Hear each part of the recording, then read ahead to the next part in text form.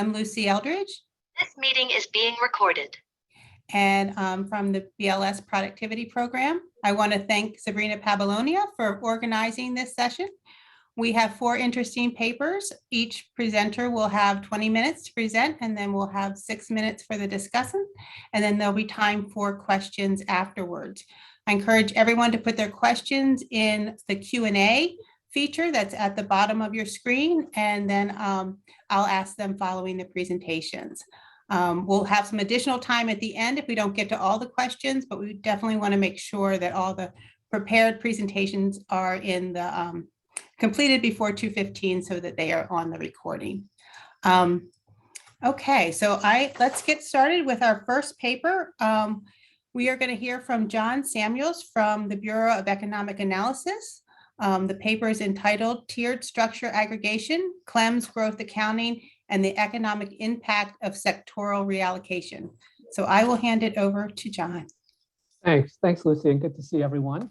So this is joint work with Mun Ho. You've seen Mun on the call as well, and so he would be happy to participate in the discussion. But so what we're doing in the paper, or sort of our point of emphasis that we want to make clear from the outset here, and that we want to measure, is that reallocations are different from the standard sources of growth that we would typically see in sort of the off-the-shelf solo type growth accounting model. So if you take one of these models and you apply it to the data, what you get is you get the contributions of the growth of capital and labor inputs and the growth of TFP as a residual.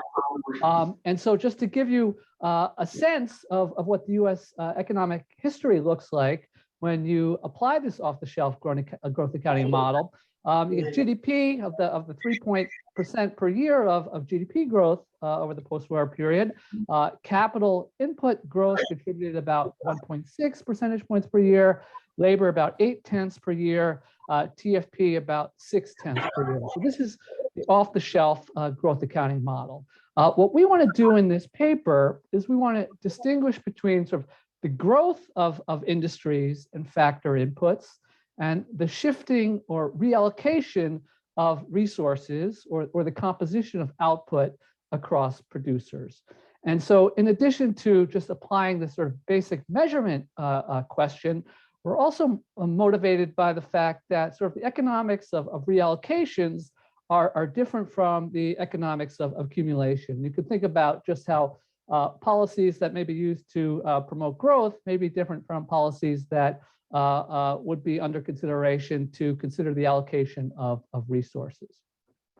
But before getting into the details, we wanted to spend a little bit of time building intuition. And so we're going to consider a couple stylized examples where there's no change in total labor or total inputs used in the economy.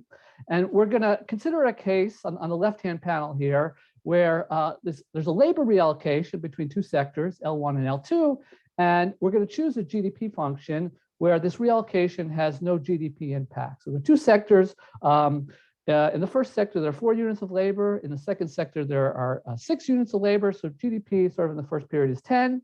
And we're going to move 1 unit of labor between the first and the second sectors. And GDP is still 10 in the second time period. And so the key economic intuition here is that the marginal product of labor is the same in both sectors. And so reallocating this 1 unit of labor doesn't change GDP. On the right-hand panel here, we're going to consider a different aggregation function, basically a different production function, where moving 1 unit of labor between the 2 sectors does change GDP. So this is just a Cobb-Douglas model. There's only labor input, there's no capital, there's no TFP. All we've done is we've taken 1 unit of labor, we've moved it between the 2 sectors, and GDP increased. And so the intuition here is that there are different marginal products of labor in the 2 sectors at this particular allocation. And so reallocating workers between the 2 sectors increases GDP without any underlying change in inputs. All right. We're also going to spend quite a bit of time in the paper focusing on what's a bit different. It has slightly different intuition. We're going to call these output reallocations. And so here we're going to imagine a case where, again, where there's the total inputs are the same. We're not going to change total labor inputs. And so if you think back to the traditional sources of growth, the change in labor input is not going to be what's driving this. In this left-hand panel, we're going to consider a stylized example where this output reallocation has no GDP impact. We're going to take, so think about macro 101. 101, there's your y equals c plus I. We're going to have 5 units of production in the consumption sector, 5 units in the investment sector, and we're going to produce 1 less unit of consumption and 1 more unit of investment, and GDP is unchanged between the 2 periods. And here, the intuition is about the slope of the production possibility frontier that underlies this particular aggregation function. In the right-hand panel here, we're going to have an output reallocation that does have a GDP impact. Again, a linear production function. In this version, the investment sector is basically twice as productive as the consumption sector. We're going to move 1 unit of output, and we're going to see that GDP has increased without any underlying change in total labor inputs. And here, again, the intuition is that the slope of the production possibility frontier is not 1 in this particular economy, but really what's only changed between these 2 representations of the economy is the way we've written down the production function. And so we want to apply this basic thinking to measure reallocation. The complication is going to be that we only observe the realized GDP, so the GDP that BEA publishes, basically, and not the one that is without these reallocation contributions. And so the published statistics embed these reallocations. And if you think back to those previous slides, this is sort of the right-hand panels, or these second cases where resources have moved, and this has changed aggregate GDP. And so our approach is going to correspond basically to those 2 previous slides, where we're going to compare the observed data, which we're going to assume was generated under a flexible model of production, to this counterfactual that a priori chooses a model production that rules out impacts from reallocation. So our whole game here is going to be comparing production functions and aggregation functions. A few of our innovations that we want to just highlight. The first is that we're very careful, or as careful as we can be, to account for heterogeneous inputs, both capital and labor inputs, to hold input quality fixed sort of across these reallocation exercises. And so the intuition for why we care about this is we want to avoid this sort of untenable reallocation of moving low-skilled workers, say dishwashers in the restaurant industry, to a medical sector and sort of assigning them the high skill of the doctors in the medical industry. Our second and third basic innovations is we do this sort of tiered accounting. And this is going to allow us to take this aggregate reallocation effect and decompose it across industries from the bottom up, but also across tiers. So we could do a sort of a within sort of major sector accounting and across major sector accounting. So think within manufacturing, and then think across manufacturing and services. But just to sort of ground our findings and the usefulness of this decomposition, we find that sort of applying this method, that reallocation contributed as much basically as TFP growth to GDP growth between 1987 and 2018, the period for which we have the detailed data to do this. All right, so how are we going to do this in practice? As I said, we're going to assume that the true data generating process for GDP can be represented by a Turnquist index. So on the left-hand side here, this is basically aggregate GDP, the weighted sum of industry real value-added growth rates, where the sort of the weights of the industry shares. On the right-hand side is sort of the growth accounting. So the contribution of capital across industries, labor, and TFP growth, all weighted by sort of the appropriate weighting schemes. But the key thing we want you to notice from sort of writing down this equation is that sort of moving a unit of output across sectors can impact aggregate GDP due to these weights. And so we're going to compare this to a counterfactual measurement that imposes a priori that reallocation has no impact. And so with this particular GDP function, again, it's going to be a simple sum. And we could see here, you know, if we move 1 unit of value added between 2 J sectors, we're not going to change aggregate GDP. Similarly for capital, if we take 1 unit of capital and we move it between these J sectors, right? We're doing this simple sum. And if we take 1 unit in sector J, we move it to, say, the computer industry, the simple sum is going to be the same. The contribution of capital is going to be the same. And so moving a unit of output, capital or labor, does not change aggregate GDP growth with this particular aggregation function.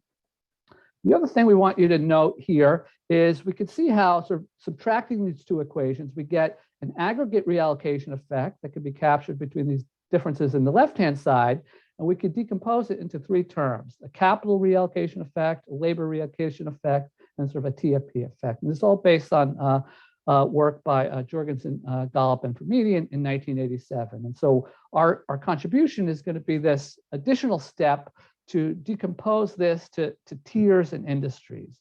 And so this tier structure basically has analogous equations. Obviously, I'm not going to present them all today, but they are all available in a relatively recent BEA working paper that's on the working paper website. And so it involves analogous equations, but instead of the J's, so for the industries, they're going to be these major sectors.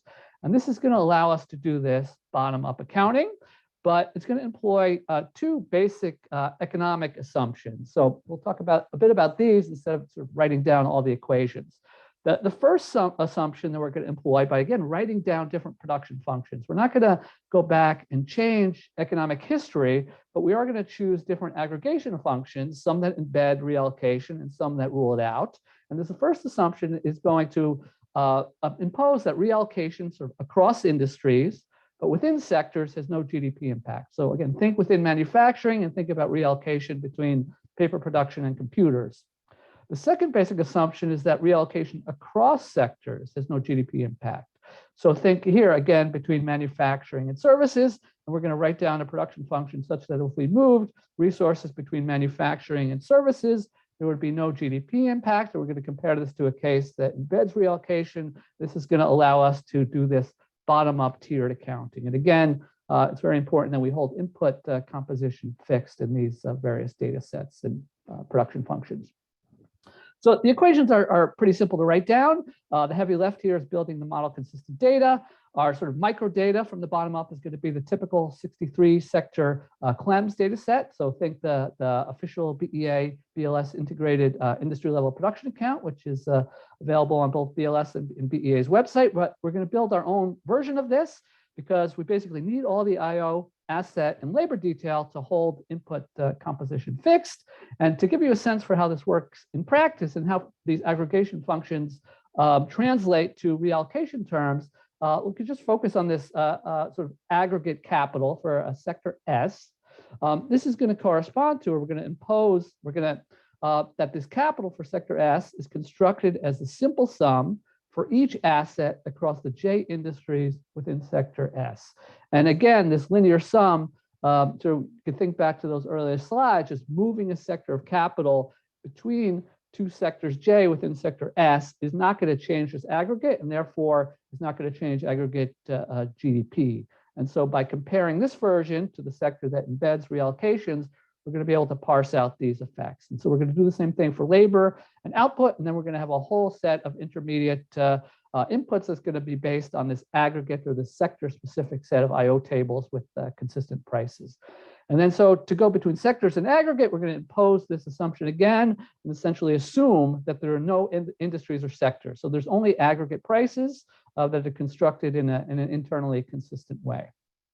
All right, so just to give you a sense of how this matters in the aggregate, what we're giving in this slide is the contribution of total reallocation decomposed into these three terms, so capital, labor, and what we label in this figure as unaccounted for output reallocation. But as I motivated for on the earlier slides, this is really about the composition of output shifting to industries with a relatively high TFP level. So not necessarily shifting to industries that have a higher TFP growth rate, but a higher TFP level relative to the other sectors. So we put this in perspective by just giving you the GDP and TFP growth for the corresponding periods. But again, the size or the height of this column represents the total aggregate reallocation effect. So between 1987 and 2018, this is about 0.3 per year. So about on par with the contribution of TFP growth over the period. When you do this decomposition, we can see it's mostly sort of this productivity level effect shifting that's driving the aggregate reallocation impact. Over the period of labor reallocation, we measure it to be slightly negative. There's nothing in what I've told you so far that imposes a reallocation effect has to be positive. So the intuition for this is labor inputs can move to industries where they're relatively unproductive. And this shows up as this slight negative. But one of our major findings is like the preponderance of the aggregate reallocation effect was driven by sort of this unaccounted for output reallocation. The dynamics across the periods, something we talk a little bit about in the paper, but I'll have to move on from that. We do focus a bit on some of these impacts across tiers and within sectors. And so what we're doing in this slide is, take a look at this horizontal line here above this. We are looking at the within sector effects. So think within manufacturing, within services, and parsing out these effects to capital moving within sectors, labor moving within sectors, and unaccounted for reallocation. And within these sectors, it's mostly driven by this unaccounted for output reallocation effect. Capital and labor reallocation within sectors was mostly negative. Across sectors, we could see that the reallocation had a positive contribution from capital moving across sectors. Also, a positive contribution from sort of value added or output moving across sectors. And labor reallocation was slightly negative. But when you add up the sort of the total reallocation effects within sectors and across sectors, they were pretty similar. And so the final effect we need here to do this total aggregate accounting is an intermediate input reallocation. So this is shifting of intermediate inputs to where they're relatively productive. And so this contributed about 0.5 per year over the period as a whole. All right, so now just a little more details on this bottom-up accounting. The within sector effect is dominated by manufacturing. So again, this is within each of these major sectors here, the resources moving within these sectors to different industries. And so these are the allocation effects for each of the sectors. And we can see here that this within sector effect is mostly driven by reallocation within manufacturing. And so this is basically resources moving to the IT producing sector over this period from other manufacturing industries. And sort of within the other sectors, these reallocation effects are not as important. However, there is some significant gains to GDP from resources moving across sectors. So this is the usefulness of this tiered accounting. And so this indicates a significant contribution from reallocation to trade, so wholesale and retail, and to information over the period as a whole. And so this, the height of these columns reflects both the capital, labor, and this sort of unaccounted for output reallocation effect. And so we can see here that the reallocation to trade and information played a significant role in the contribution to GDP over the period as a whole. So just wrapping up here, the final points that we want to emphasize is that sort of reallocations are sizable over this period. They account for about the same as the TFP growth between 1987 to 2018. We've implemented this sort of not by going back and changing economic history by sort of imposing different value shares. We've just compared these production functions that either embed reallocation effects or exclude them. And this has led us to be able to parse these different effects out in a way that's consistent with sort of the published GDP numbers.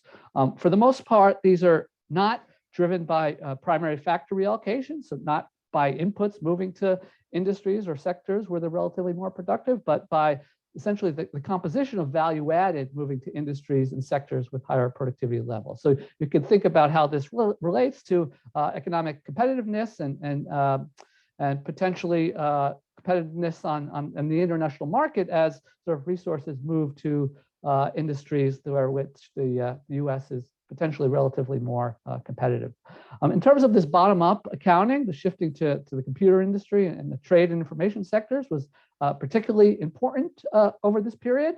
And so our tiered and industry sector accounting is useful for bringing that to the forefront. And I don't think I have time to go into the limited barriers to factor mobility over the longer term, but we discuss a little bit about that in the paper. So I'll just refer that to you and the BEA working paper series that's available if you're interested in that. But in the interest of time, I'll stop there. Thank you for your attention, and I look forward to the discussion and to Dan's comments about the paper. Thanks, Lucy. Great. Thank you, John. And then now we're going to hand it over to Dan Sickle from Wellesley College, who's going to provide some discussant remarks on the paper. So Dan? And while Dan's getting set up, I will encourage anybody who has any questions to put them in the Q&A feature at the bottom, and we'll get to those. Thank you.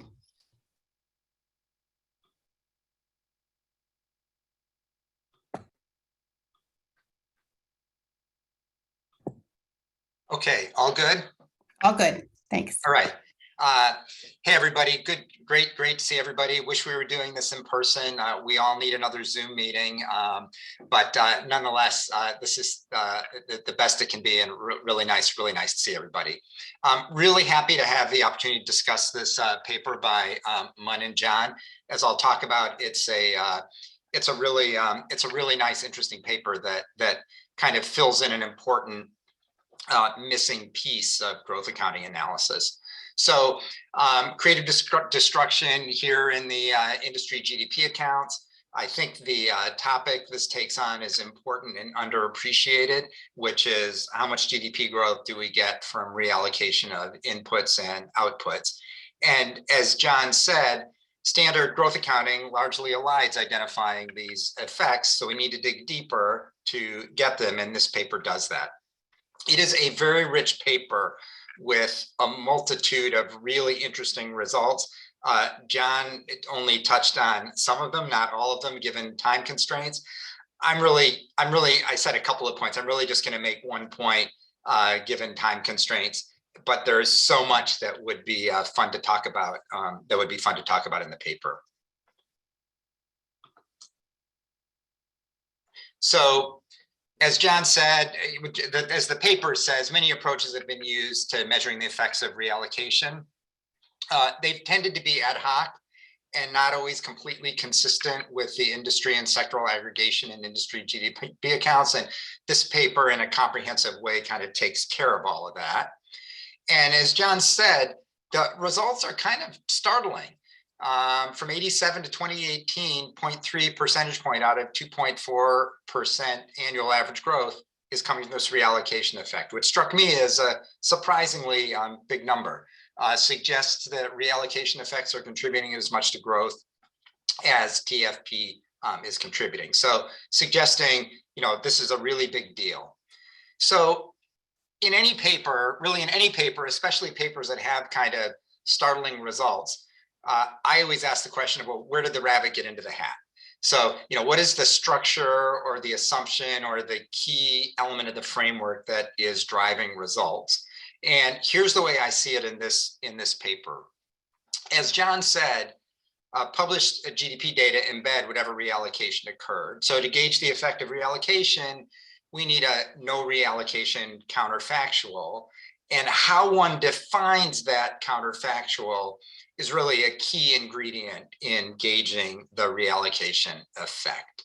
So this paper takes a very systematic approach and generates a counterfactual by imposing restrictions on production functions, as well as on, in a related way, on the prices of outputs and inputs across industries and sectors.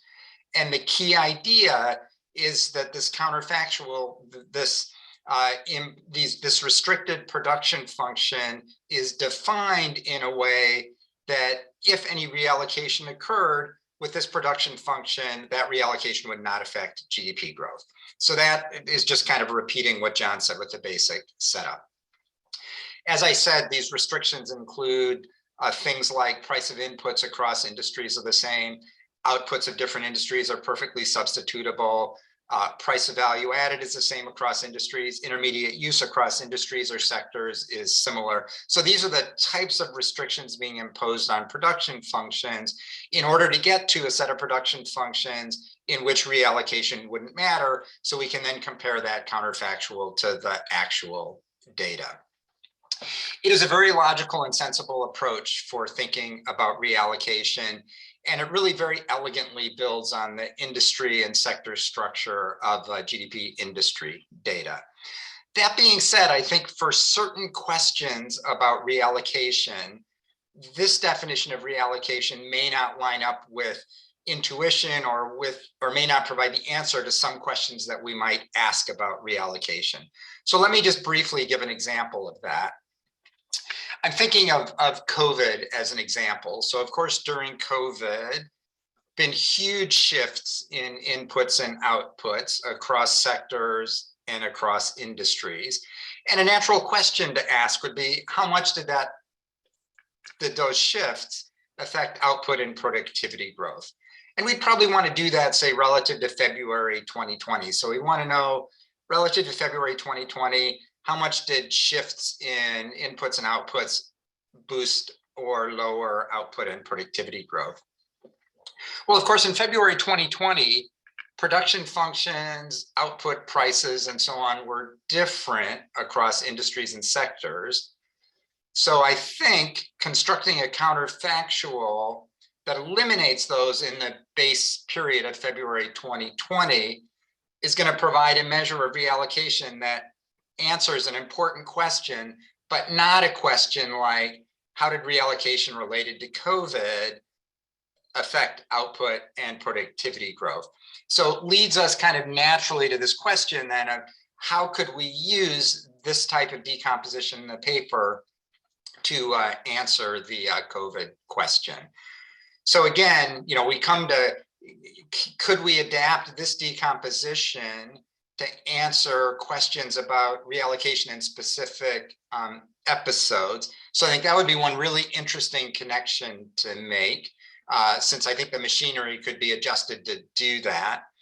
I think it would also be another really interesting connection to make. John didn't talk about this, but there was a section at the beginning of the paper that talked about some of these other approaches that had been used to gauging the effects of reallocation. It would be really interesting to dig into whether some of those other approaches are special cases of this approach, or whether they're orthogonal to, and just drawing the connection between this approach and some of the other approaches that have been used to gauge the effects of reallocation. And just to wrap up, I think with some of these additional connections, this will be a really great and important paper. And again, just want to emphasize, it's a really nicely put together paper. It's really rich with a lot of important and interesting results. So encourage people to get a look at it. In the time here, just wanted to focus on that one point, and let me stop there. Thank you, Dan. Again, I will ask any of the audience, if you have any questions for John, please put them in the Q&A feature. John, if you want to take a few minutes right now and respond to Dan while people are considering questions, that would be great. Yeah, I'd be happy to. I also want to make sure that Mun has a chance to chime in if he would like to do so. But yeah, Dan, obviously your first job as a discussant is to tell the story of the paper better than we did as authors and presenters, and you definitely did that. So I appreciate that. Yeah, that was really well put, and I think really emphasized the points that Mun and I wanted to make. A couple quick reactions to your suggestions. Yeah, this is something that, I mean, in terms of comparing this to other approaches to reallocation, this is something that Mun and I definitely discussed and recognized that is an important component of selling the paper and the method. So we're going to have to come together to do this because, as you say, there are other approaches out there. We think our approach, like you say, is complementary to that, and its main advantage is it fits pretty clearly and closely within the currently published statistics in a way that's sort of internally consistent. Using this method to describe sort of particular episodes, right? I think we all recognize when sort of we're doing growth accounting and measuring productivity, it's more about long-term, potentially medium term, and that's why we had that figure in there that had sort of some of the medium-term economic dynamics of reallocation. The COVID-19 shock, even presuming that that is sort of the one thing that was impacting sort of the allocation of resources in 2020 and beyond, I'm curious to see what the method yields over that time period, of course, and we're sort of anxiously awaiting the 2020 BEA BLS integrated industry level production account to do that. But measuring true productivity in the COVID year, I think is very difficult. So then taking that one step further and trying to apply this method on top of all the measurement issues involved in getting the right productivity estimate. We'll see what the results say, but I think there are a lot of complications in being confident in that reallocation estimate for 2020 and even 2021. But really helpful comments, Dan. Thanks again for being our discussant, and we'd be happy to send you the next version of our paper to hopefully address these comments. Mun, I'll just add my thanks. Think about this good question about the COVID. Okay, thank you, John and Mun, and thank you, Dan. We are going to move on to our second paper. We are going to hear from Hoyu Lee from the Federal Reserve Bank of San Francisco, and she'll be presenting the effects of aging on entrepreneurship and aggregate productivity. So I will hand it over to you, Hoyu. All right, thank you very much, Lucy. Can you all hear me all right? Yes, we can, and we see your slides. Okay, that's great. Yeah, thank you for including me in this session. I would also like to thank my discussant, Ben, for agreeing to discuss a preliminary paper. This is joint work with Naomi Kodama from Meiji Gakuin University in Japan. And here the standard disclaimers apply for the Fed. Okay.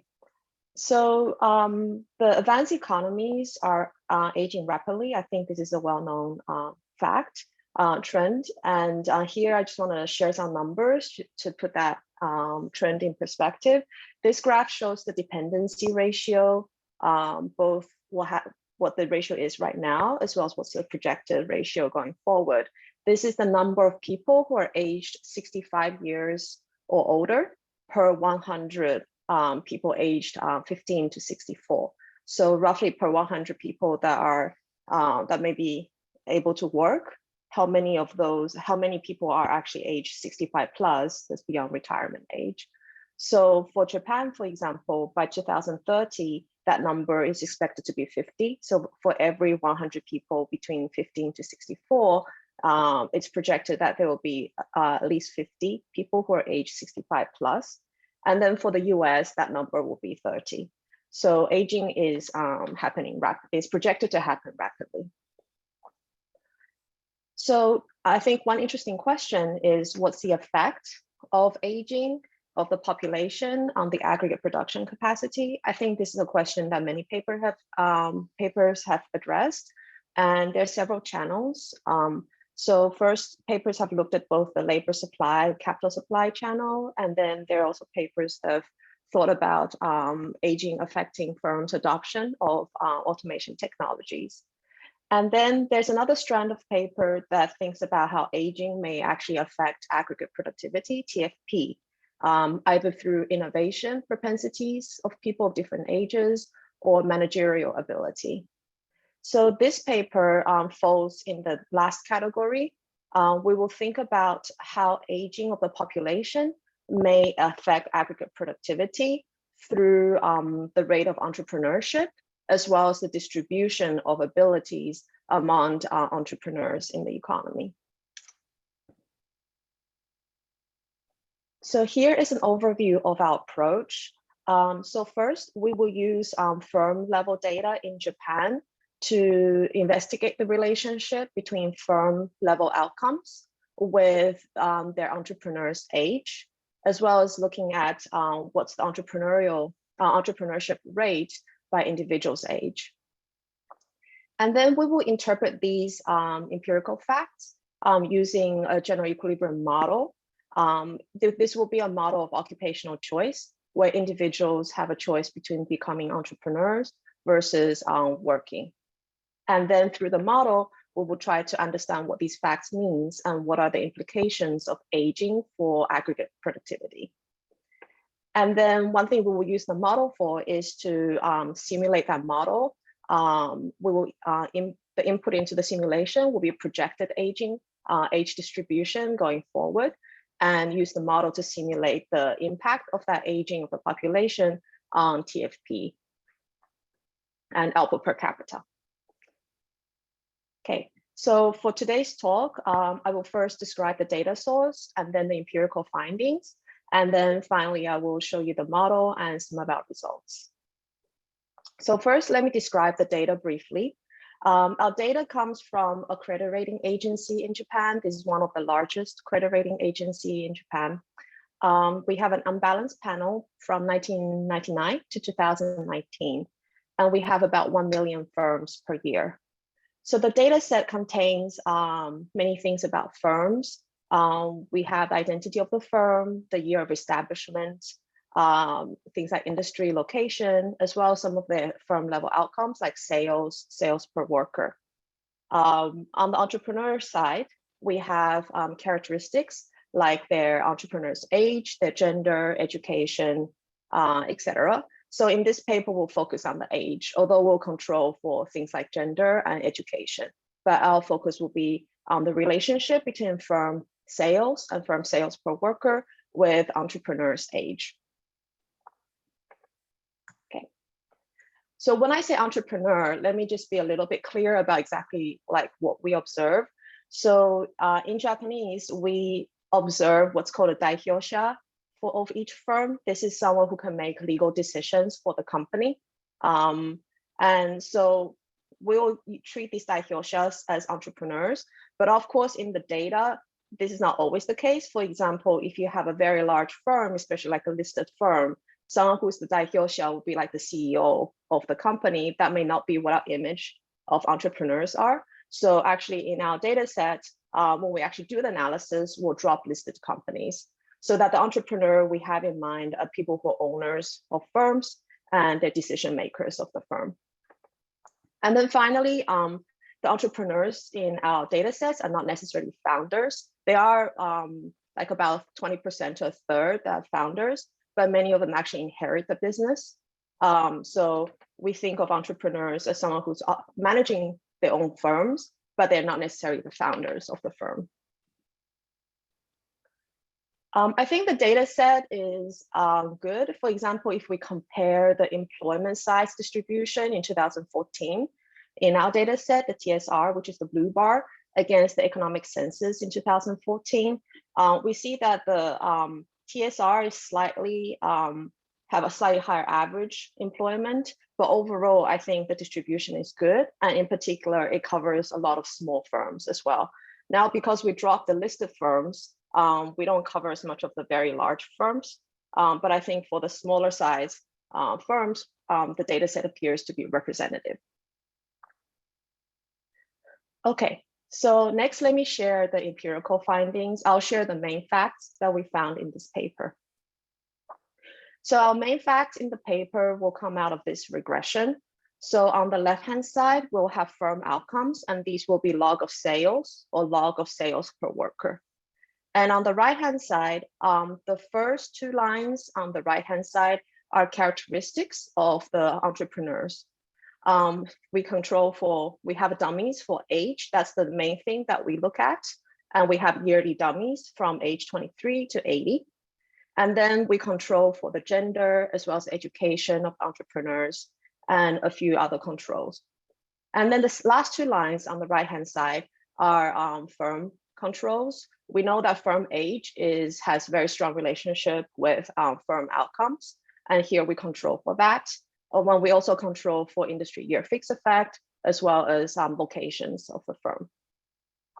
But the focus of the facts that I will show you going forward is the first coefficient, this beta age, that's on the entrepreneur's age dummies.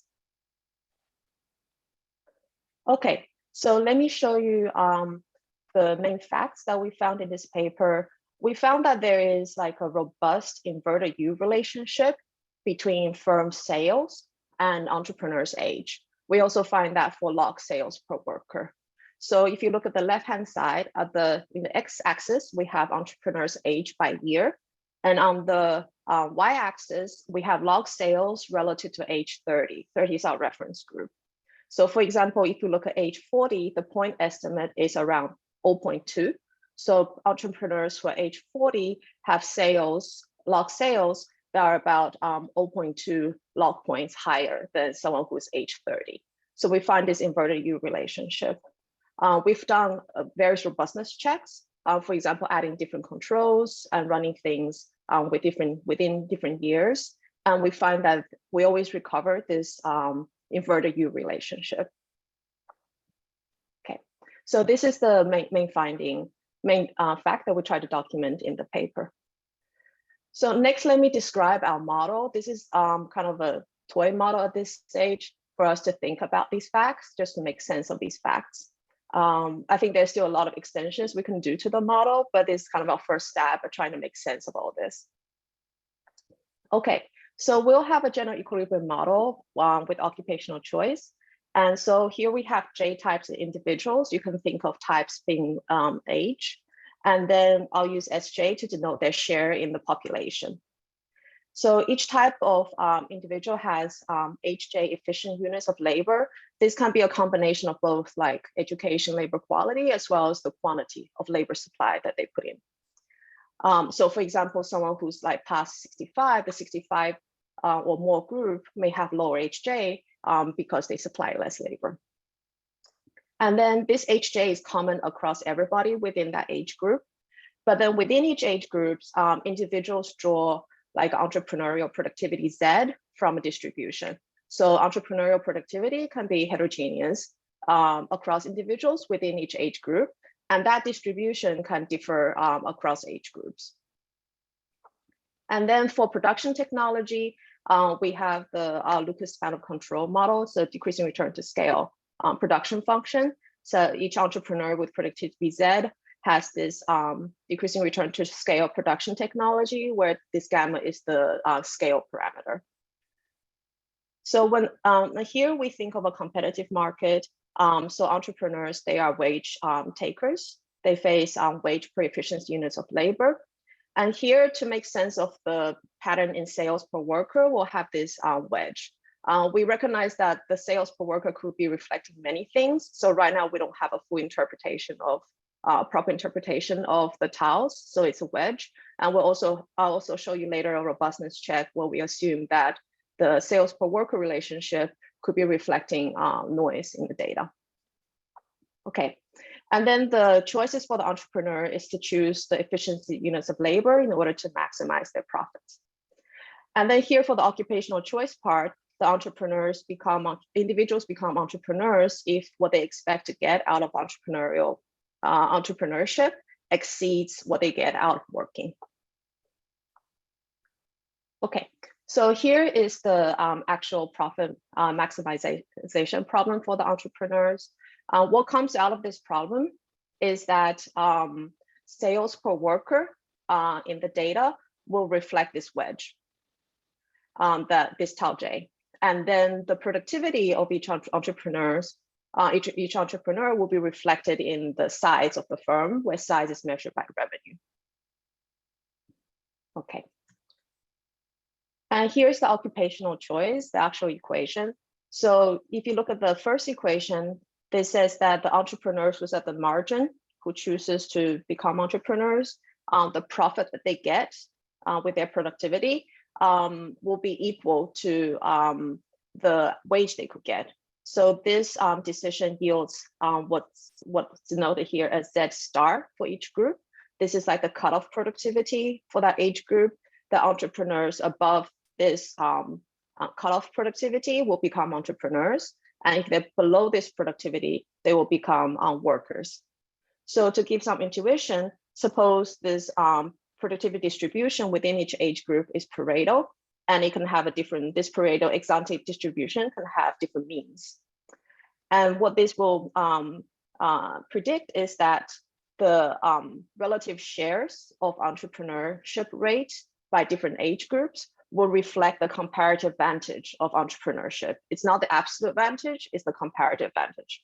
So for groups whose entrepreneurial expected ability is high relative to what they could get out of working, they're more likely to have, they have a higher rate of entrepreneurship. Okay. And then finally, to close the model is closed with the labor market clearing condition that equates the labor supply with labor demand. And the SJ, that's the population distribution of age, it enters this market clearing condition.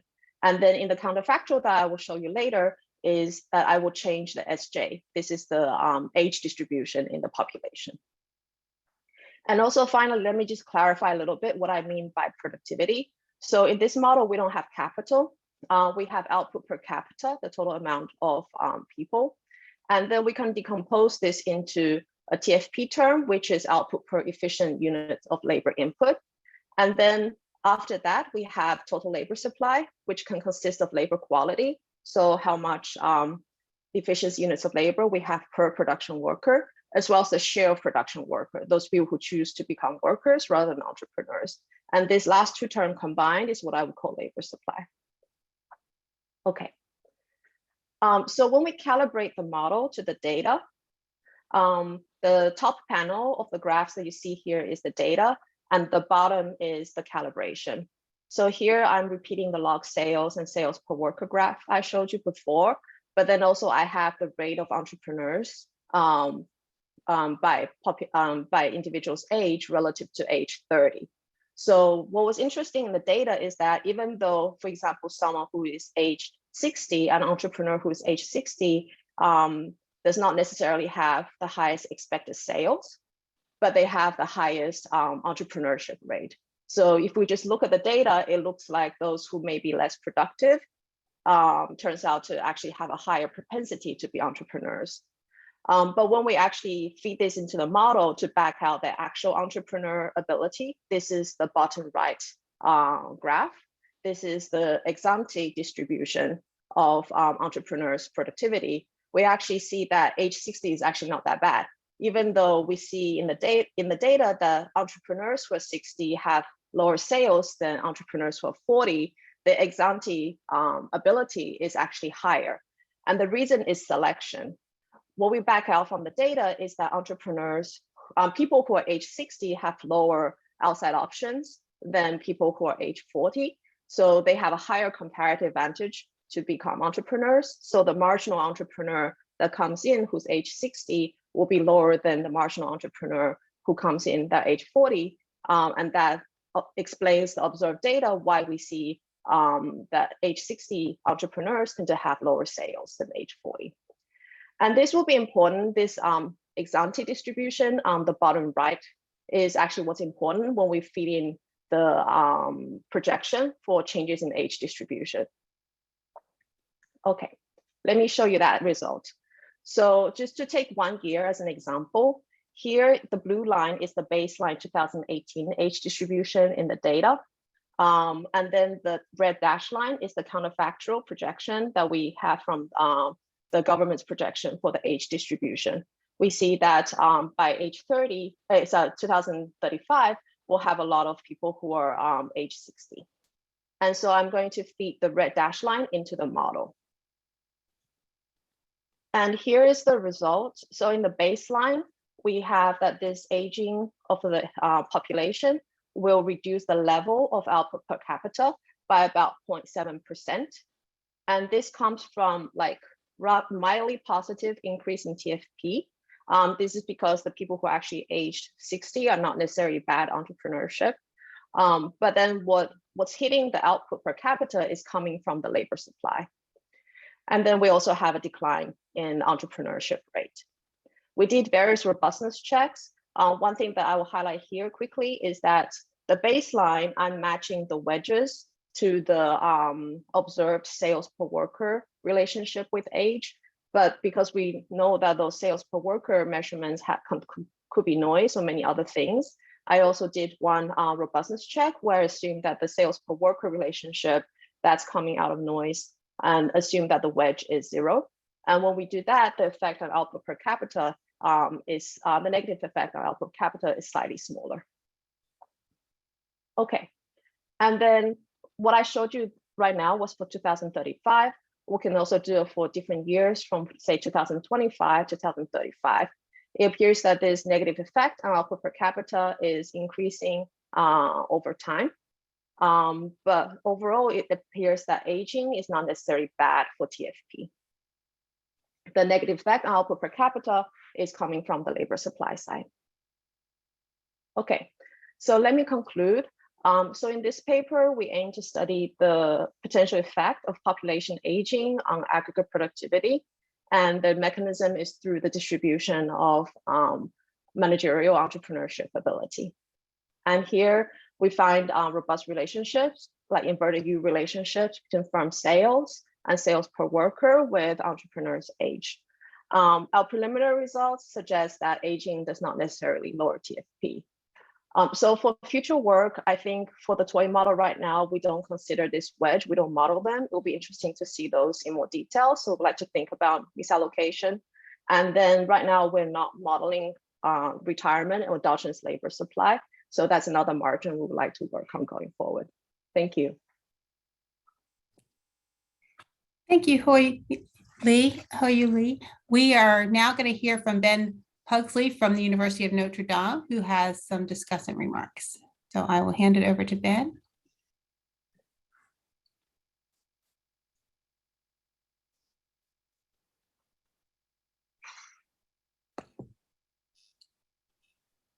Hey, thank you very much. And it's nice to hear the University of Notre Dame. We only hear it from sometimes from the administrators of the school. So this is a discussion of Huey's paper along with Nomi's, the effect of aging on entrepreneurship and aggregate productivity. Right off the bat, I want to say I really enjoyed reading the paper.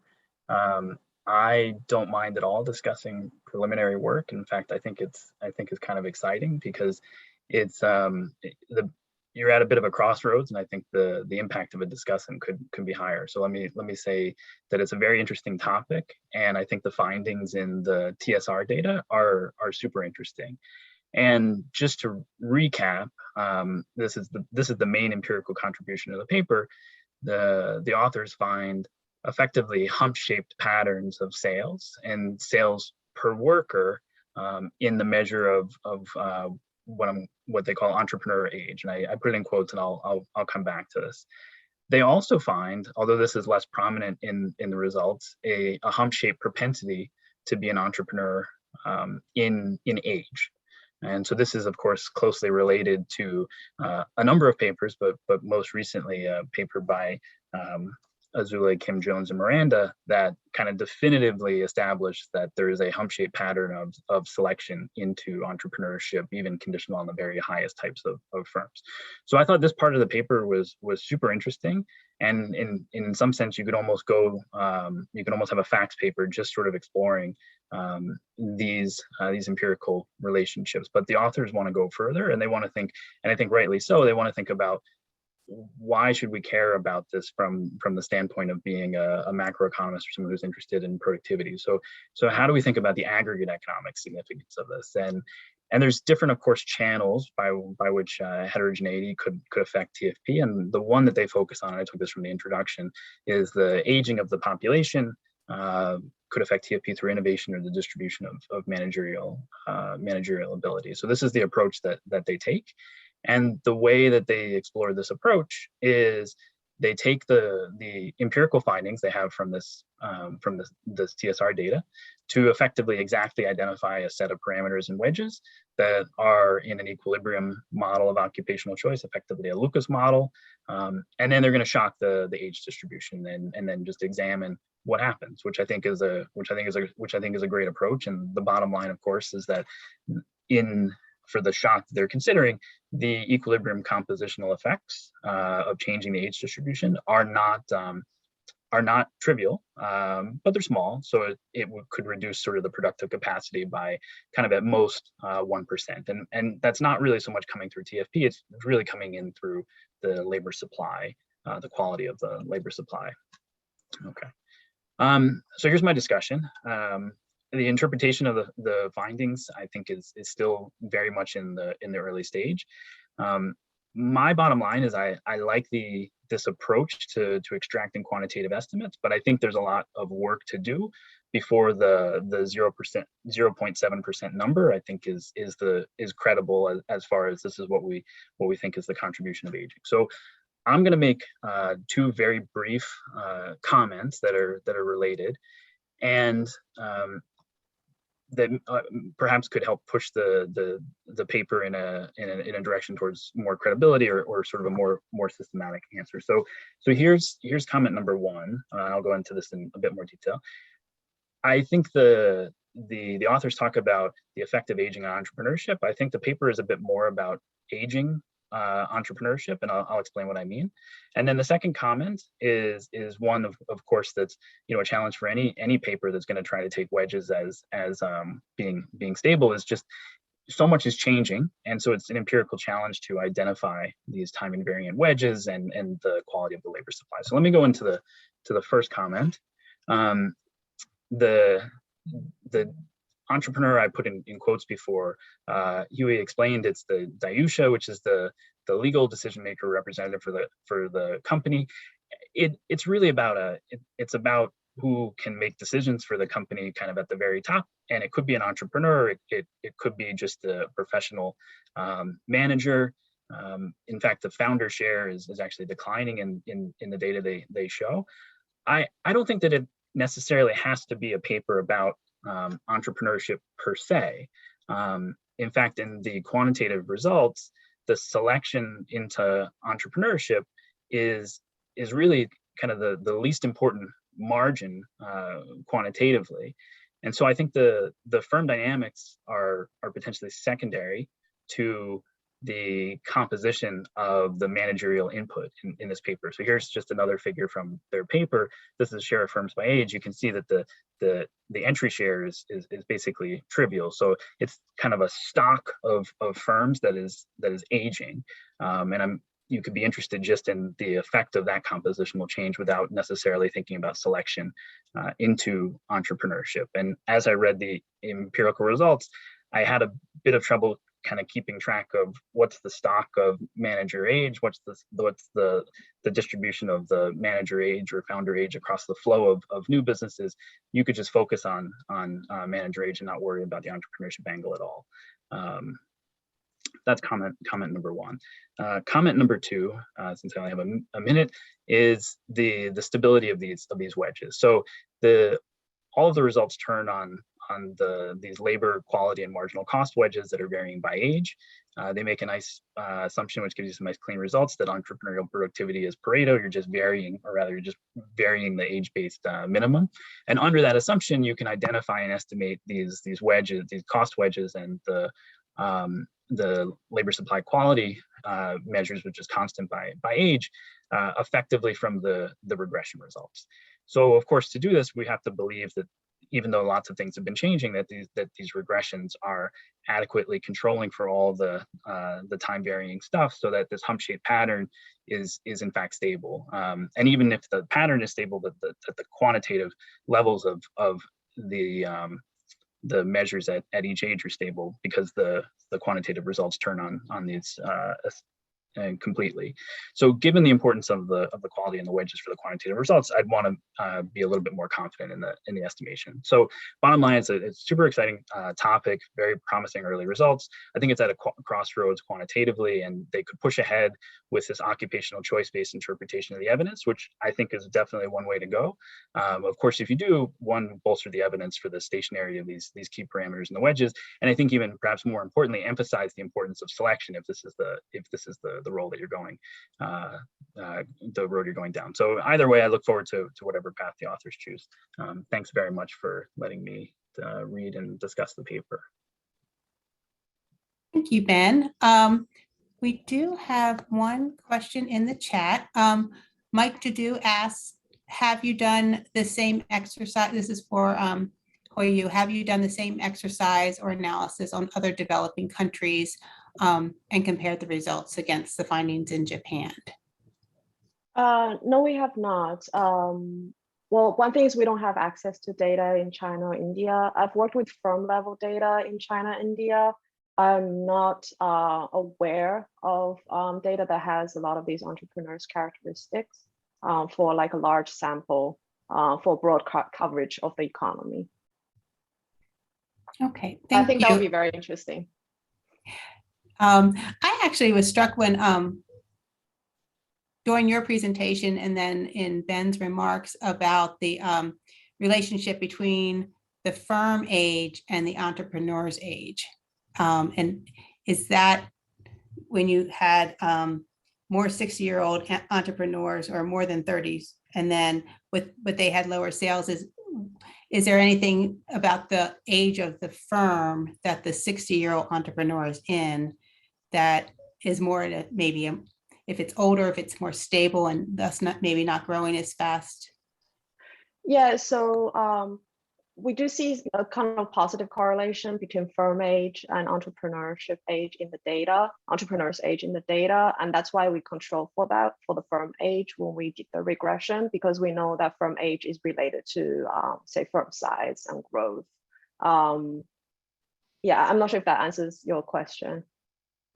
It does. Thank you. In the interest of time, we'll move on. If we want to have more discussion, we can do that at the end of the session. But next, so thank you, Hoyu, and thank you, Ben. Next, we are going to move on to Leo Psychoskis of the U.S. Bureau of Labor Statistics is going to present on intangible capital and productivity growth in 61 industries.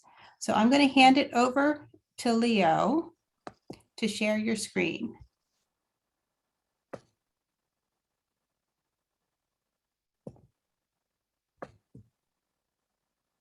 And if Leo, if you can unmute yourself. I can't seem to do that myself. The lower left, there should be the mute button.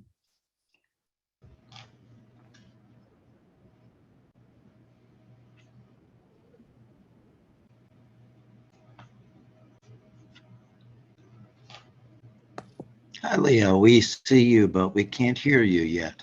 Okay, fine, thanks. Is that okay? Is that? We hear you now? Yes. Yep, if you want to Okay, go ahead and share your slides. Okay, thanks, fine, thanks. Well, thank you. We're very pleased to present our work at this very interesting session. Please click share screen. Sorry? You'll need to share your screen. Yeah, is that not share? Okay, sorry. Okay, let's do that. Sorry about that. Okay, start video. Okay, we got that now? Down at the bottom, there's the green box. If you want to click on that. The green box, okay, all right.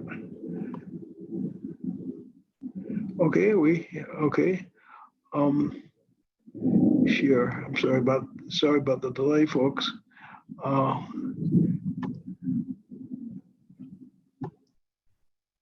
Okay, we got the slides now. Okay, right now you're sharing the Zoom. If you go over to the PowerPoint on the bottom of there you go. Okay. Great. Okay.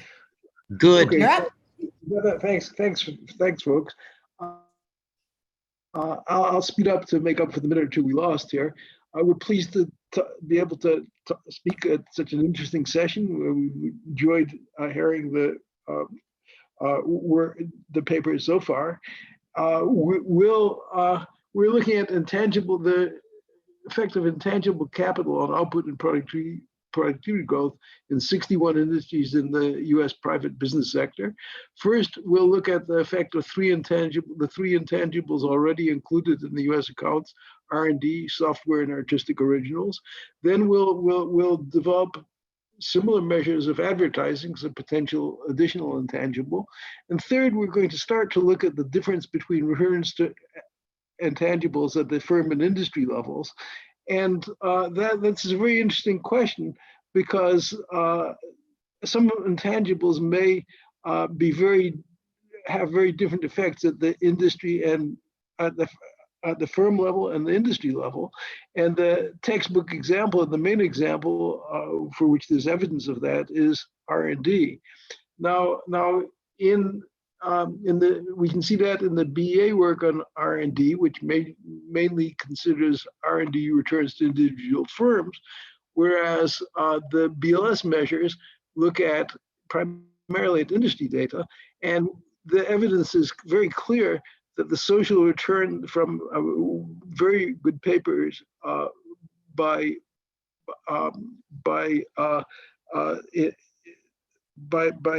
in 2013, which shows that the 13 social returns to R&D, most of which are presumably in the same industry, are 2 or 3 times greater than the direct returns to firms undertaking the R&D.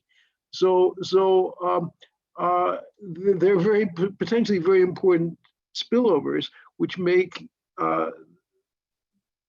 the effect of intangibles look different if you're looking at firm data or industry data. And there's also a lot of research on both, on intangibles uses both firm and industry data, but it's an important matter not only for statistics but for understanding, to be able to distinguish between these.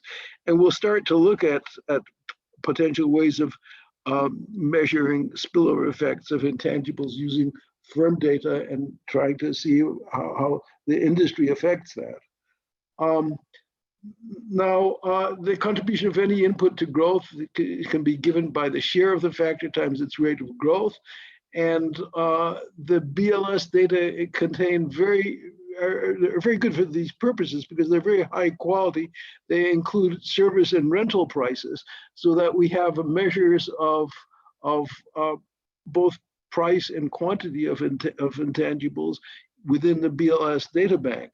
A lot of work on intangibles doesn't have such good service prices because it's hard to measure taxes or property incomes for firms and for different countries. So we're really fortunate that we can use these great BLS data, which have carefully calculated prices and quantities of capital assets, and we're pleased to be able to use that in our work. Now let's look at some of the results, and this first table looks at the effect of the growth of capital services. First point is the early column. You can see artistic originals really don't have such a great effect, and that's primarily because they're only relevant in certain industries like films and books and TV and so on. But the 2 main effects are R&D and different forms of software. The 2 main effects on the growth of intangibles and capital services.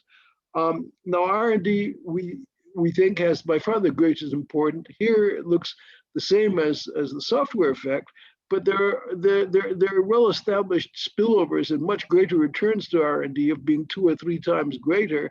So that I think it's fair to say that the evidence shows that R&D is by far the most influential intangible, at least of effect, at least the ones we've looked at. We've not looked at management.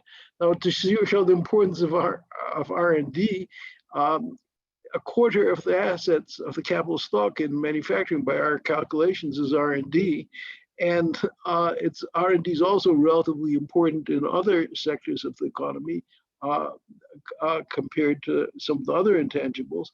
And here we see that this R&D in manufacturing is a pretty considerable share of the total intangible stock in the total economy. Now we'll come back to look a little more at the software different factors, and there's a reasonable idea which our colleague Jim Besson has worked on, that custom and own account software is more important because firms can develop a competitive advantage by developing their own computer systems, and it's very hard for other firms to respond to that. that's why, at least to me, it seemed a little surprising that prepackaged software in the national income data turned out to have a greater effect than custom and own account software. But Bart Van Ark has pointed out to us that lease software has become more and more important. Many companies purchase this, and people could purchase their software by leasing, by annual payments, and prepackaged software is included in that category. So that's presumably the reason it's more important than I had expected. Okay, now just looking at the effect of intangibles on total growth, the share of intangibles has grown from about 10 to 20%.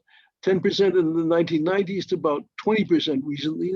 It's just about the effect, because this is the contribution to growth. This is just about the effect of information and communications technology. But of course, intangibles have been growing, and also intangibles contribute less to output than labor, still, despite their growth, still contribute less to output than growth in labor output and TFP. Now we wanted to add on advertising as a potential further asset, with the idea that firms invest in advertising to spur their future growth and their present and future growth. We developed measures of advertising from the input-output tables at both the national and industry level. And advertising data, because they're from the IO tables, are consistent with national income concepts, just like R&D software and artistic originals. We deflate our industry measures of advertising by standard output price deflators. We assume that 60% of advertising is investment, and depreciation is also very high, 60%, following some key points in the literature. Then we change consumption and investment and output in our sort of capital slot calculations, and we treat a large part of advertising as investment, calculate brand new service prices in every industry and asset in every year. And we find out that advertising services increase at a slower rate than GDP growth. So if we include this portion of advertising as an intangible, actually the new intangible actually slightly lowers the growth rate of GDP, unlike R&D and computer programs and that advertising which had a sort of a software which had slightly increased the rate of GDP growth. Advertising actually lowers it, and our work assumes current price deflators for advertising are accurate, and Michael Mandel suggests that true advertising prices have become much lower in recent years. And if he's right, then advertising may have grown more rapidly, and we might have a slightly greater impact or a positive impact on GDP growth by capitalizing a component of advertising. Now, we know in the literature that the R&D literature, that spillovers are clearly positive and strong, but it's possible that the spillovers in advertising, the difference between firm and industry effects, could be negative, in the sense that one firm's advertising cancels out another's, and there's no effect on the industry. We start to examine the potential effect differences between firm and industry effects by looking at production functions and trying to find out the effect of industry differences on the firm rates of return. We start out with a standard production function for all the firms in a 2-digit NAICS industry, and we study value added as a function of capital, labor, and R&D inputs using data from firm data from CompuStat. All the independent variables are beginning of the year to avoid simultaneity, and in this simple version, we can get factor shares from Cobb Douglas, and you look at those factor shares as an effect as an influence on rates of returns. Now, to find out the effect of spillovers, we add on our R&D spillovers in the same 4-digit NAICS industry in which each firm is located, with the idea that it's also understood that spillovers from nearby firms or similar firms are strongest and likely to be the most relevant source of R&D spillovers. So by adding the spillover effect of firms which are in exactly the same industry, 4-digit industry as the firm in question, we find out that we can try to estimate how industry effects affect productivity, and this is the R&D stock of all of the firms in the industry, and we obtain data on firm advertising stocks from Peters and Taylor, and the next two slides will show us OLS estimates of the R&D spillover coefficient for R&D and advertising. We have here that not surprisingly, in 8 of the 12 industries, there's a positive, significant. The effect of spillovers of R&D are significantly positive at the 95% level, and the 8 of the 12 industries we have in these 2 pages, the R&D has positive effect. That's not surprising because so much is known about how strong R&D spillovers are. But the surprising effect, which we didn't expect, is that advertising in 9 of the same 12 industries has a positive significant effect, although it tends to be a little smaller sometimes. But advertising by other firms in the 4-digit NAICS industry has a positive effect on firm returns. And that's a little surprising to us. We think that it shows that advertising reminds buyers of the potential benefits of the product in general. That, for example, people see an ad for Domino's Pizza at 5:30, and the ad looks just when people are hungry. It suggests that pizza might be a good idea, but a certain number of these people go out to other pizza places rather than to Domino's. So that would explain that's the sort of way you would expect a positive spillover beyond the firms actually undertaking the advertising, the previous work in this vein has used the median value of an intangible stock over output to evaluate private and spillover returns. The gross rate of return, you can get the gross rate of return from that, and in the data we're looking at, the median value of this ratio for R&D for advertising is frequently 0. So we have to look more carefully at the firm results and make sure that investigate whether these positive spillovers for both R&D and advertising are robust and to slightly different specifications or samples. And we also want to look at we probably can't estimate a true translog function on these, but we want to include a few translog terms to see, again, the robustness of these positive spillover effects. Now, just in summary, R&D is the most important intangible, followed by software and artistic originals. In software, prepackaged software affects growth the most. We can prepare advertising capital stocks, but including advertising has little effect on implied GDP growth. We make some tentative progress on the crucial issue of relating firm and industry returns to intangibles. We find positive spillovers are likely, which implies that the returns will be higher in industry data, and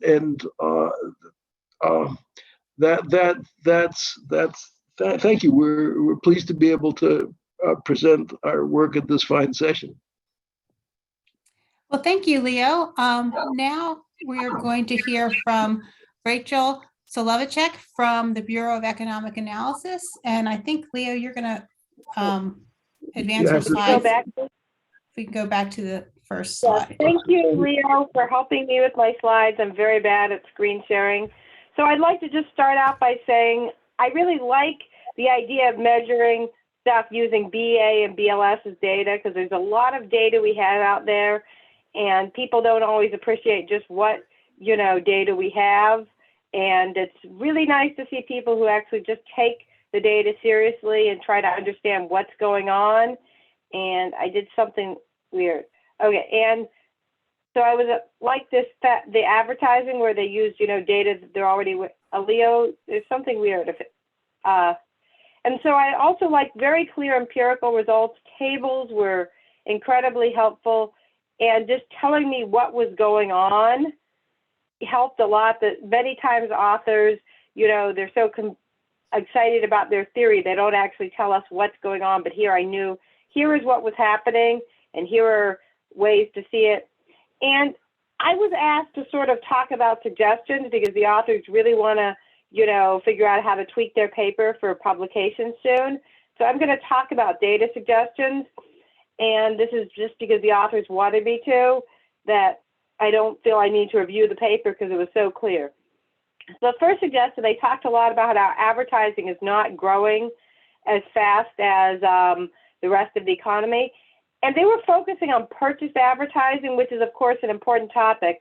But previous research that I've been involved with is own account advertising. Could you please go back? I'm sorry. What? Whoever's in charge of the slide, yes, I like that graph. Me and John and Leonard Nakamura spent a lot of time getting this. This is kind of when the businesses do their accounts, like they make their own web page and they have their own text messages. And we defined it a little bit differently than they define advertising because we were studying different things. So you don't necessarily expect it to be perfect, but you have a lot of own account digital advertising. It's basically sort of setting up your own TV station is not really feasible for most companies, but setting up your own website or your own mobile app is much more feasible. And so you can't really say that advertising is shrinking relative to GDP if you don't have this part of advertising that's the own account. And now the next one, the next slide is, this one is a little bit trickier and you have to be in the weeds about GDP accounting. But what's basically important is nonprofits and governments, we handle their advertising a little bit differently, the accounts. And so you can't quite say what's going on with GDP unless you figure out the nonprofit advertising separately from the for-profit advertising. And this is a massive data collection project I'm happily telling them to do that I wouldn't, you know, say on my own to do it because it would be a lot of work for me. And so, but just if they want to really take their input-output tables seriously, they sort of have to at least put a footnote talking about this stuff. But it probably is not going to change results because you don't have too much advertising by government. So now with coronavirus, the governments really are advertising some stuff a lot. Next one, please. And so then you also have, if you're talking about intangible capital, there's always the question, what is intangible capital and what's tangible capital? And it's surprisingly hard to measure this. And I'm not saying they can solve it. They might want to just acknowledge that sometimes what they're measuring isn't always the same as a physical reality. Next slide, please. And so here's just another theoretical thing. They really are focused on advertising to be a short-lived asset, but there's a lot of research from people that sometimes advertising can be long-lived. People still remember jingles from their childhood. So suggesting that at least the consumer memory can linger. And here's a study where they had people move to a different area and they were still buying their childhood brands. And so another thing I'd like to think about in the next slide is about R&D spillovers, sort of, and the same thing for the advertising spillovers. They talk a lot about spillovers, and I would like to have a careful idea of how these spillovers happen. And here are just some ideas I've had on how spillovers might happen. And each one of them is a little bit different philosophically, and maybe in accounting too.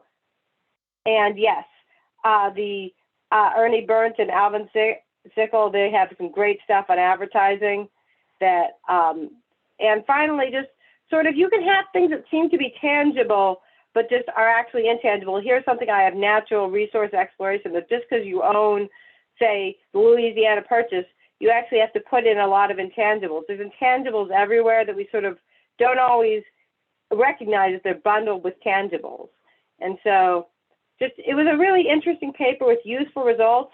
And I think productivity researchers would like this paper because it sort of shows what you can do and how careful you have to be. That many people they have a model that's in the back of their mind, but they don't tell everything. And I was just talking about suggestions because that's what the authors wanted. I think they should be complimented for being so conscientious. And I hope I haven't gone over my time. No, that's great. Thank you, Rachel. Now we're going to open it up to questions, and people can put their questions in the Q&A function down at the lower bar on Zoom. We do have a question for Leo from Mike Dudu. It says, in the slides where you are comparing R&D to advertising, wouldn't advertising be impacted by external factors like customer confidence, which would cause problems in comparing it to R&D? So Leo, do you want to take that? You may be muted at the moment. Yeah. So Leo, if you could unmute your mic. Yes. Well, yeah, there are big differences between R&D and advertising. Of course, that's why we were so surprised that there seemed to be a positive spillover for advertising, like R&D. We're somewhat surprised by that, and we'll have to look at that much more carefully. I did want to say that thanks to Rachel for her comments, we should have said not GDP growth, but we should have said growth in the private business sector, and that way we could avoid looking at all these difficult tasks that Rachel suggested for us. It would, you're right, they'd be very difficult, but we could avoid that just by saying we're looking just at output in the private business sector, which is just not a precise statement. Leo, I'm going to ask you to stop sharing your screen. Okay, thank you. Okay. Well, thank you to Rachel and Leo. And we're going to move on to our final paper today, which is Chaos Before Order, Productivity Patterns in U.S. Manufacturing. And that's going to be presented by Sabrina Pavlonia of the U.S. Bureau of Labor Statistics.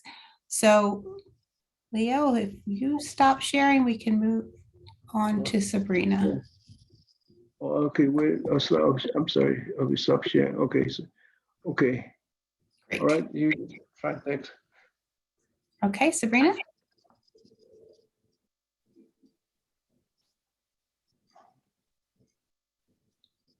Perfect. You're good to go.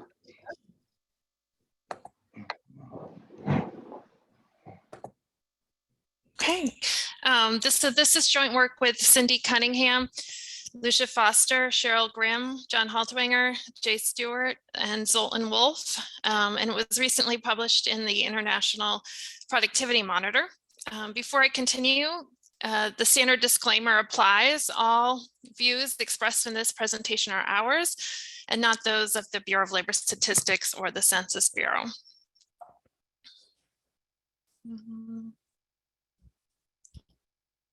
Let's see.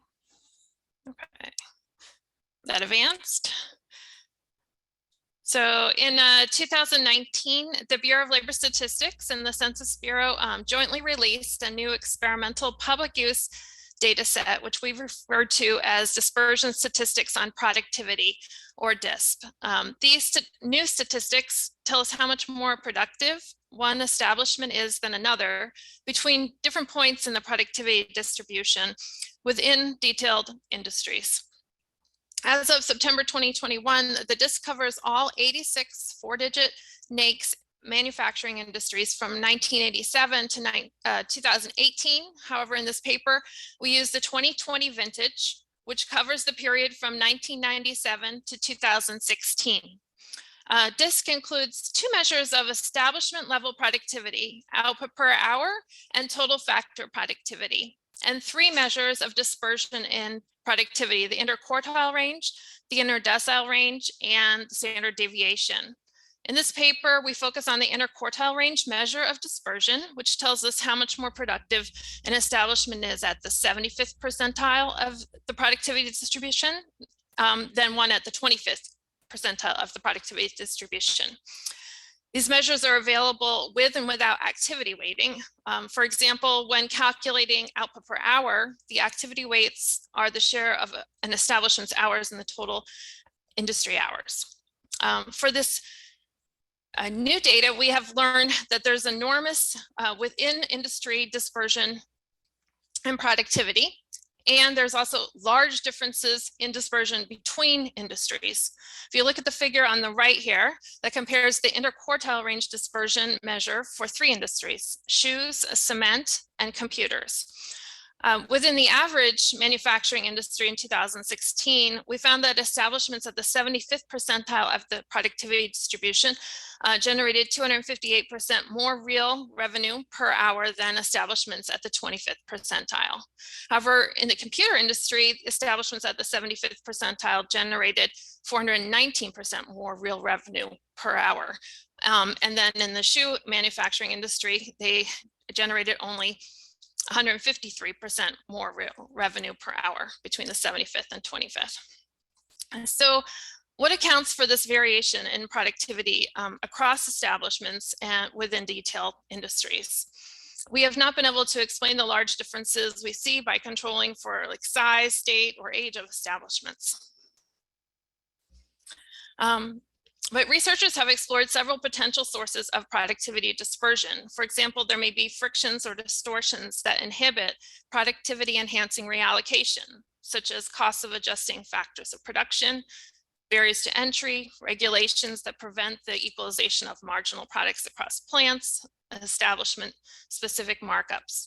There also could be differences in management skills or technologies across establishments. Building on Gordon Klepper's work on firm entry rate dynamics following a product innovations, Foster et al. Explored the dynamic relationships between innovation, which they proxied by firm entry, dispersion in firm level revenue per job, and labor productivity. In this paper, we're going to build on the work of Foster et al. Using new public use establishment level data and dispersion and aggregate growth measures of total factor productivity, which are better measures to examine the hypothesis that innovations can lead to changes in productivity dispersion and growth. So Gordon Klepper hypothesized that a period of innovation will lead to a period of entry. This could be entry by new firms or existing firms opening new establishments. As the new establishments enter the industry, there's an experimentation period, which could vary in length depending upon the innovation. Initially, this leads to higher dispersion and lower productivity growth. Then after a shakeout period where the successful firms grow and the unsuccessful firms exit, we expect dispersion would fall and productivity would rise.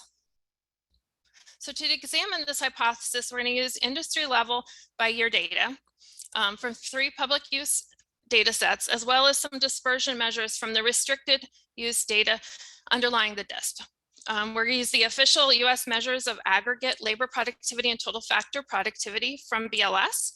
We use the activity weighted dispersion measures from DISP and entry rates calculated from new detailed industry firm and establishment age distributions from the business dynamics statistics. We use the IQR measures, dispersion measures here because they're less sensitive to the outliers. And we also examine the 75 to 50 and the 50 to 25 ranges to consider skewness in the distribution of productivity.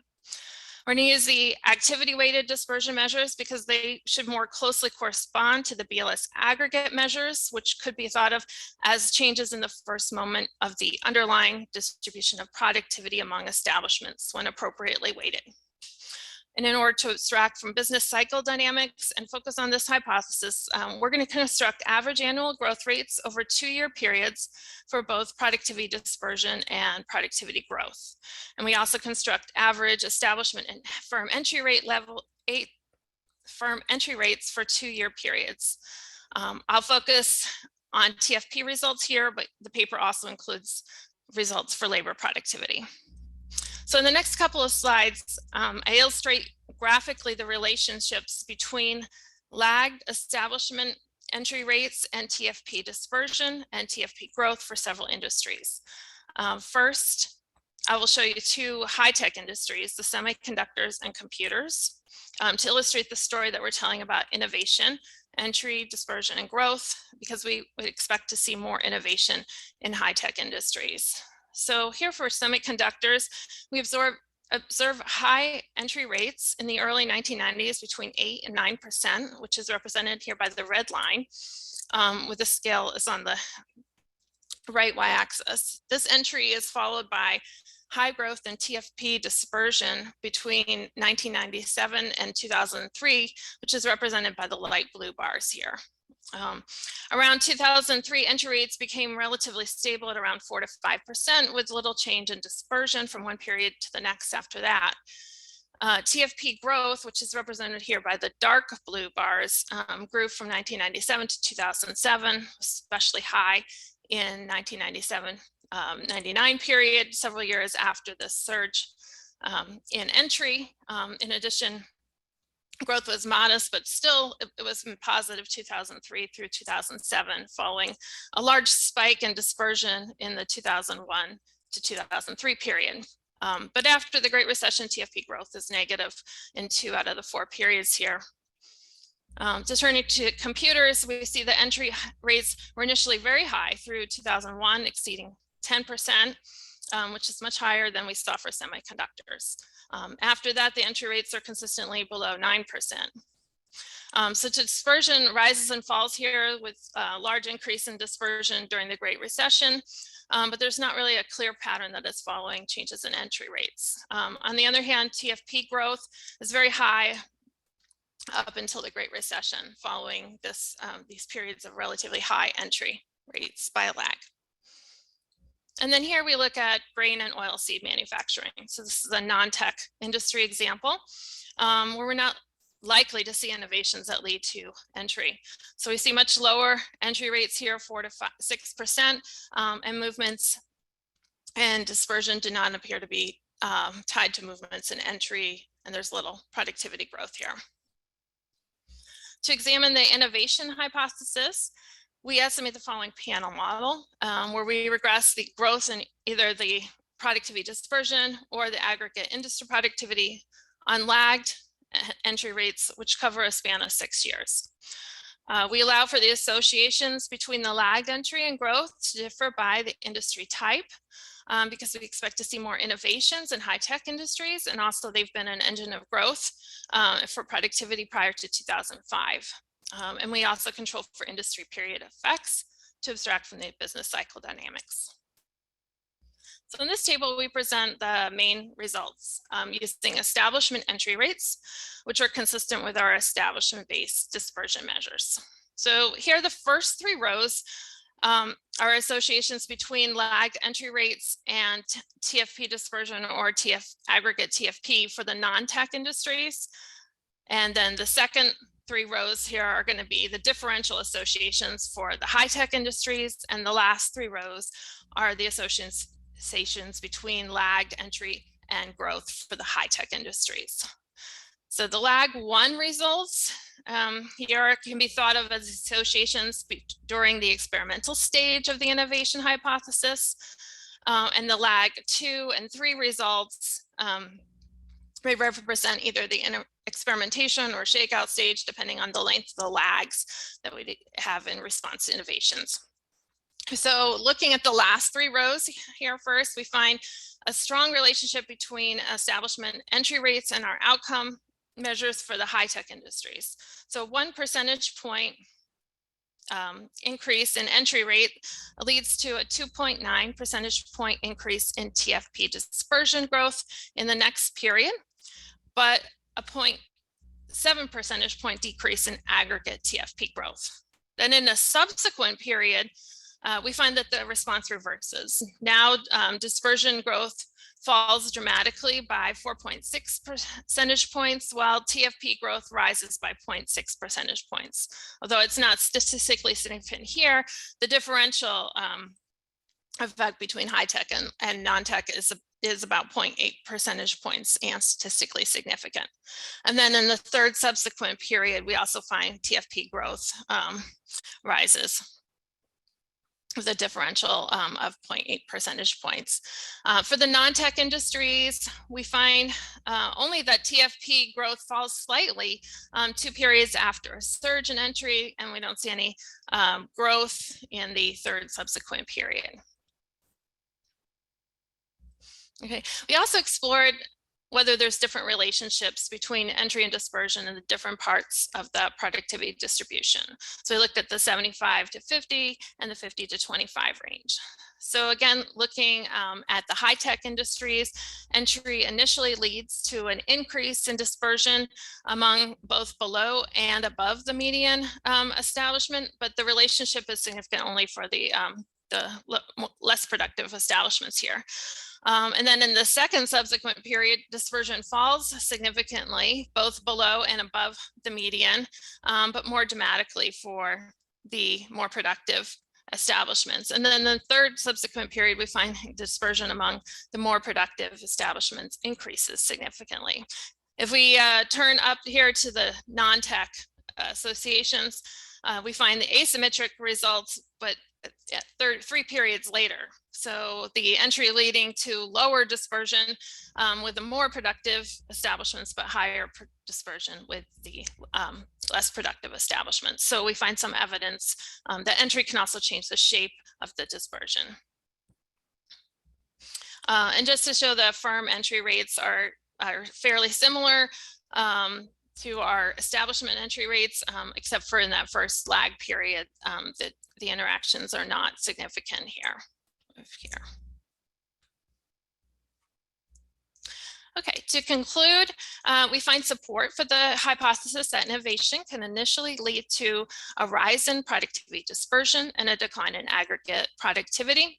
And then after a shakeout period, where the unsuccessful businesses exit and the successful ones grow, the dispersion will eventually fall and aggregate productivity will rise. We find this dynamic relationship between the entry dispersion and growth holds for the high-tech industries. The relationship is stronger using the establishment entry rates as a proxy for innovation. And there's also different relationships above and below the median establishment productivity level, which could be explored in more detail using the restricted use micro productivity that underlies the DISP. In addition, though I've not shown it, that we find this relationship holds for labor productivity, although it's not as strong. So given these findings and the relatively low establishment and firm entry rates that we've observed here in pre-pandemic, we may see slower productivity for some years to come. However, there's some preliminary evidence of a surge in entry during the pandemic. So here you can see the rise in business applications and manufacturing in the second half of 2020 and the first half of 2021 compared to a year before.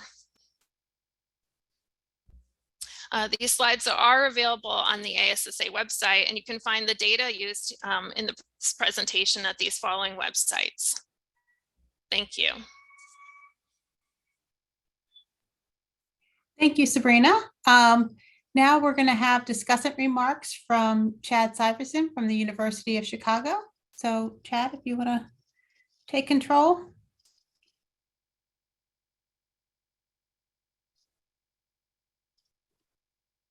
Okay, great. Thanks.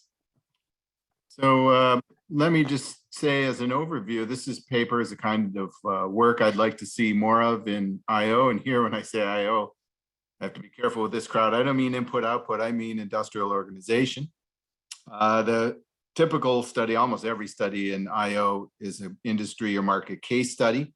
I'm a big believer in them. My modal paper is one. If you want to learn more about, then you'd ever want to know about the Japanese cotton spinning industry in the 19th century or US ready-mix concrete, I'm here for you. But I actually think we need a little bit more of the work that shows broad patterns that span across many different kinds of industries. And this paper is an example of that. And I think it's a nice complement to the industry case study work that is typically done in industrial organizations. So I'd like to see this kind of work, more of it, and see my IO colleagues bring it into what they teach and what they read a little bit more. So that's a really nice feature of the work here. Also the data, the paper gets an amazingly large amount of mileage from off-the-shelf industry level data from Census and BLS. Some of it's experimental, but it's still plenty useful. Many people on the panel, of course, know about this data already, but for the rest of you who aren't familiar with it, I encourage you to go take a look at it.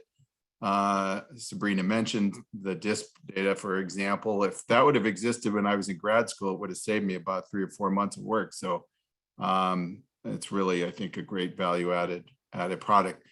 This data also meshes nicely with the Hoppenheim/Mellett style heterogeneous productivity producer industry models that are sort of the workhorse of the industry evolution and industry productivity literature. So there's a lot of interfaces here that hold potential. And indeed, some of my comments are going to surround those interfaces. One thing I would have liked to see a little bit more in the paper is a discussion of where entry actually comes from. What change and what primitive or primitives is driving the changes in entry. The empirics are basically regressing moments of the productivity distribution on lagged entry. Entry is treated as exogenous. The lags do some work to avoid reverse causality. But it might help if the paper discussed a little bit more, again, which primitive or primitives are driving the changes in entry. Reading between the lines, I think the notion is there's some sort of shift in technological progress that induces some extra entry. Be nice if you could draw that link a little more explicitly empirically. But there are other factors that move entry rates around. And I think we, when reading the paper, want to be careful about making sure that those factors might not also affect the moments of the productivity distribution through channels other than entry. So this really isn't a traditional complaint about the right-hand side variable being exogenous. It's just, I'd like to know a little bit more about what's going on under the hood of the regression, really is what I'm saying. And to that end, and also to an earlier comment, I think some mileage might be gained by trying to mesh the findings of the paper with these Hoppenheim-Mellett style models. So for example, the most obvious primitive in those kind of models that moves entry around is the sunk entry cost. Okay. Now it turns out in those models that if you reduce the sunk entry cost, what will happen is you get more entry, of course, but you get less productivity dispersion, not more productivity dispersion. So opposite of what is found in the data, which would suggest that this is not the primitive that's at work here. Okay, that's good. You've already made progress on knowing what's going on under the hood. There are other primitives, however. Let me give you a second example. In all of these models, potential producers in the industry can pay the sunk entry cost to pull a draw from an underlying productivity distribution. Mellett and Ottaviano in their piece parameterize this distribution as Pareto using the functional form shown here. K is the parameter that basically is like the tilt in the distribution. So as K declines, there's relatively more high productivity draws in the bucket than low productivity draws. So you might think of technological progress perhaps as reducing K, something like that, that there's more potential good productivity activities you could get by entering into this industry. Well, if you follow that forward and use the Mellett and Ottaviano model, it'll imply some cutoff productivity or cost draw that's shown here. That's C sub D. And that's a function of a bunch of stuff, of course, a bunch of primitives, as well as K, the one I'm focusing on here. The number of entrants is also, of course, again, a function of primitives, including K. Both of those things are generally non-monotonic in K. And the zero profit cost distribution, when combined with the underlying productivity distribution, will give you implications for what happens to moments of the equilibrium productivity distribution. So I conjecture, I haven't actually followed through on this because of time reasons, but I conjecture that there are sets of parameters that could give you the patterns found in the model, where an increase in entry is accompanied by an increase in dispersion and then corresponding changes in the mean as well. So this is just suggestions on ways to go for interpreting the empirical results here. One thing to note is this is a static model, and this class of models is basically they're static models. They have tiny little dynamic elements, but they're basically static. The story the paper is telling is very explicitly dynamic, and I think that also intermeshes with the interpretation of some of the empirical results. So if you want to say, well, what do the results in the paper say about long-run effects of these changes in entry? I think what you want to do is add all the lag coefficients together. They've got 3 lags or 6 years worth of changes, 3 lags in all the regressions. For long run effects, you're going to be adding those together, I believe. It's not clear what the long run implications are. Eyeballing it, I'm not sure there's so many statistically significant changes there in the moments. Now that might actually be a prediction of the model. You can think of, it's again, we're trying to map static models. Maybe you change from one steady state into another as the transition, but it could be that the dispersion in the long run isn't affected, although the mean might be. And so I'm not so sure that kind of conforms to the empirical results. But these are all just sort of suggestions for bringing the data and the results to the model. Not that I know this is the model that explains the data, but just rather interpreting again what's going on under the hood of these results. So just some food for thought, and in the meantime, I enjoyed reading the paper and learned from it. Thank you. Thank you, Chad. I will again remind the audience, you can put questions that you have for the author in the Q&A function at the bottom of the band. But while we're waiting for questions to come in, Sabrina, do you want to respond to any of the comments?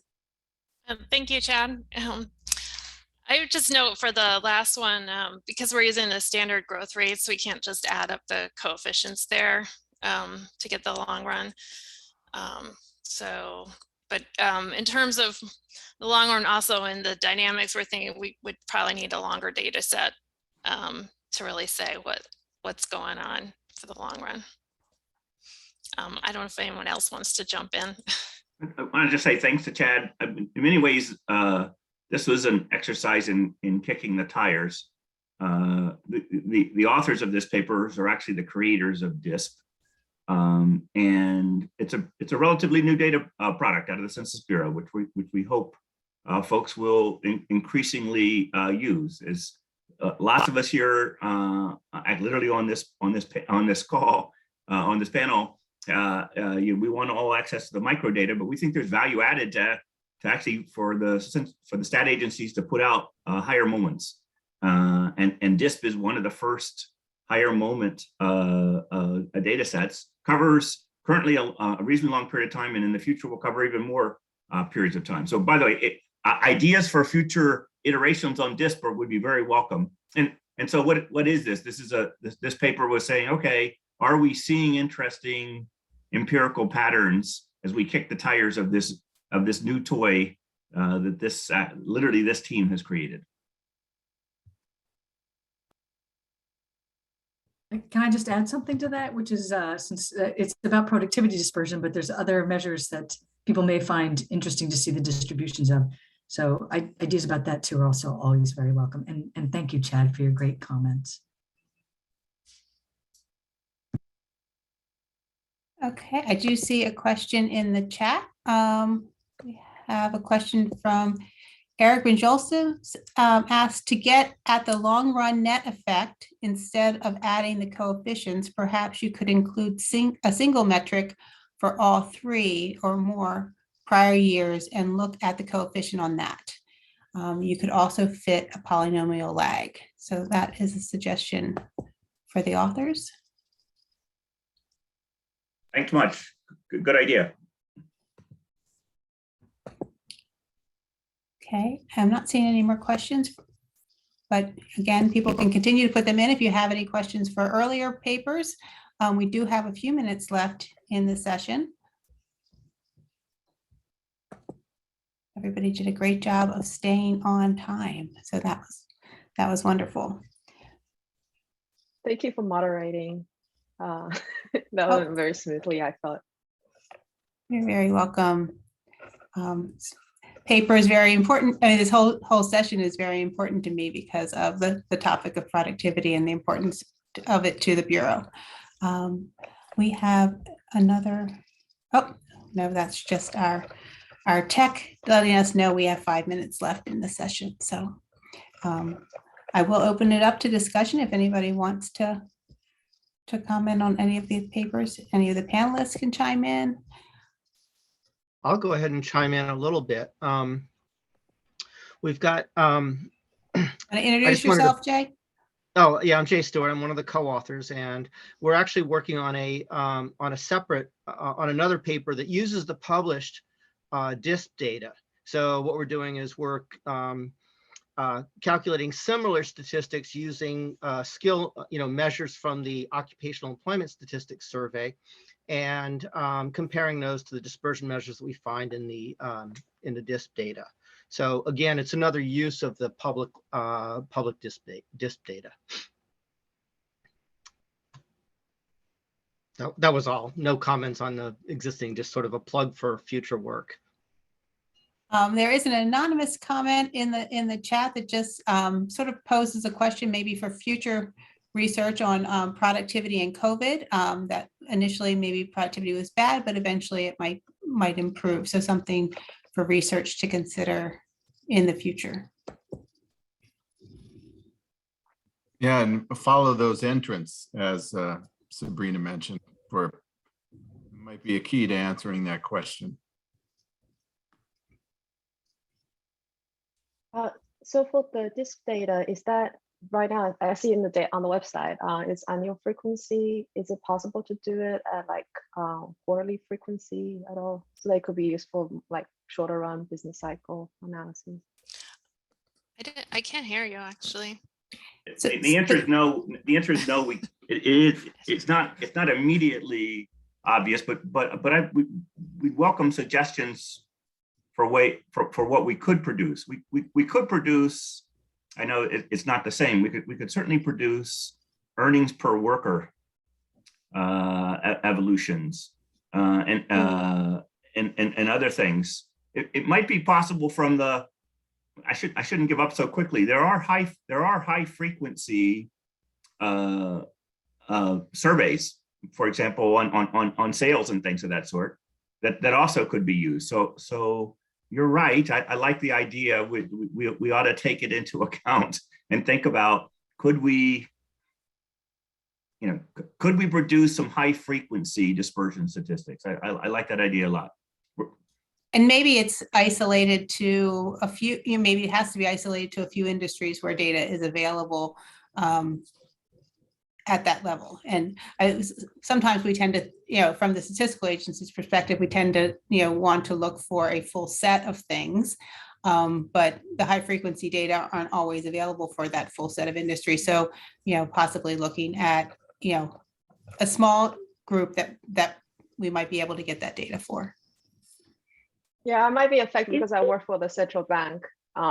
People care about the high frequency stuff. Absolutely. I have Okay, we're going to go with Dan and then over to Lucia. Okay, I have a question about the intangibles paper, jumping back to that. So Leo, you mentioned in passing, you referenced a Bart Van Aert comment about leased software being in the prepackaged category. So that caught my ear.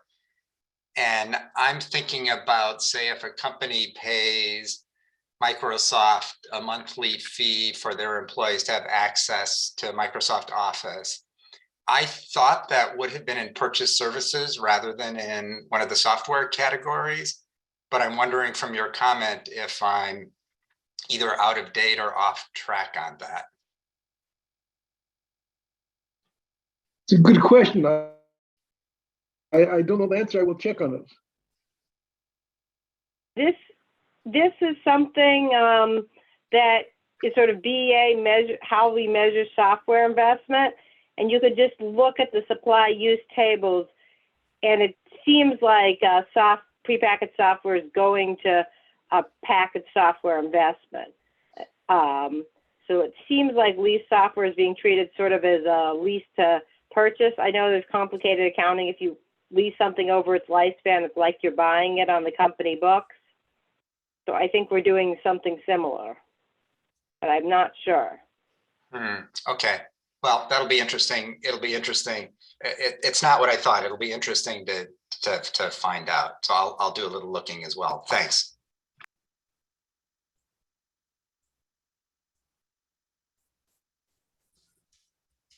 Lucy, you're muted. Sorry. I thought Lucia was going to chime in on something. Was that no? Oh, I was just going to say that the DISP, in addition to, the other variables besides productivity that we're interested in dispersion about, the DISP covers manufacturing. Of course, we're interested in going into other sectors of the economy as possible. So that was it. Thank you. Definitely looking forward to that. So, okay, well, I want to thank all of the presenters and all of the discussants, and again, Sabrina, for organizing this session. I think we had a great afternoon. I wish you all a very nice afternoon. Thank you. Thank you. Thank you. Next time, let's do it in person. That would be great. That'd be great. Okay. Bye. Goodbye.